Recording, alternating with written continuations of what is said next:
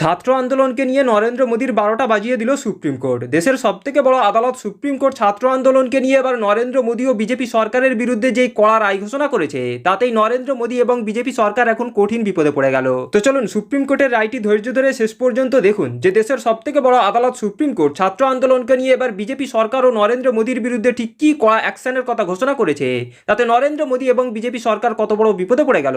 Supreme কোর্টের রায়টি ধৈর্য ধরে শেষ পর্যন্ত দেখলেই প্রমাণ পেয়ে যাবেন। দেশজোড়া আন্দোলনের মধ্যেই নিটের প্রশ্নপত্র ফাঁস নিয়ে অসন্তোষ প্রকাশ করল সুপ্রিম কোর্ট।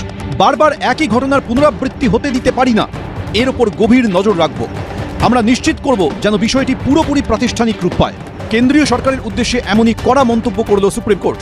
পাশাপাশি সর্বোচ্চ আদালত জানিয়েছে, ন্যাশনাল টেস্টিং এজেন্সিতে প্রাতিষ্ঠানিক সংস্কার এবং ভবিষ্যতে প্রশ্নপত্র ফাঁস আটকাতে কেন্দ্রের যে কর্মপরিকল্পনা বা পদক্ষেপ, সে ব্যাপারে অত্যন্ত নিবিড়ভাবে পর্যবেক্ষণ করবে সুপ্রিম কোর্ট।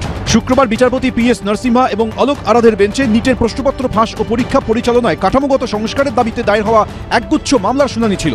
কেন্দ্রের তরফে সলিসিটর জেনারেল তুষার মেহতা জানান, কিছু অগ্রগতি হয়েছে এবং তিনি অনুরোধ করেন কয়েকদিন পর যেন বিষয়টি পুনরায় শোনা হয়, যাতে কেন্দ্রীয় সরকার শীর্ষ আদালতের সামনে একটি পূর্ণাঙ্গ ছবি তুলে ধরতে পারে। তবে বিচারপতি নরসিমহার নেতৃত্বাধীন বেঞ্চ স্পষ্ট নির্দেশ দেয়, প্রস্তাবিত হলফনামায় পরীক্ষা ব্যবস্থাকে শক্তিশালী করার জন্য প্রয়োজনীয় সংস্কারের বিষয়গুলি সুনির্দিষ্টভাবে উল্লেখ করতে হবে।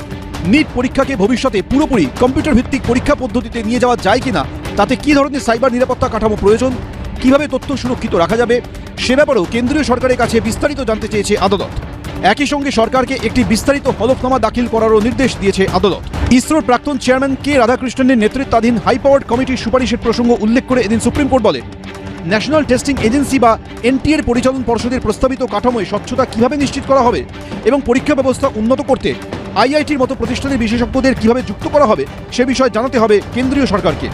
সলিসিটর জেনারেল তুষার মেহতা বলেন, কেন্দ্রীয় সরকার পুরো প্রক্রিয়াটি অর্থাৎ ছাপাখানা থেকে শুরু করে শিক্ষার্থীর হাতে প্রশ্নপত্র পৌঁছানো পর্যন্ত প্রতিটি ধাপ আদালতের নথিতে তুলে ধরবে। তিনি আরও বলেন, কেন্দ্রীয় সরকার যে কোনো গঠনমূলক পরামর্শ গ্রহণে প্রস্তুত।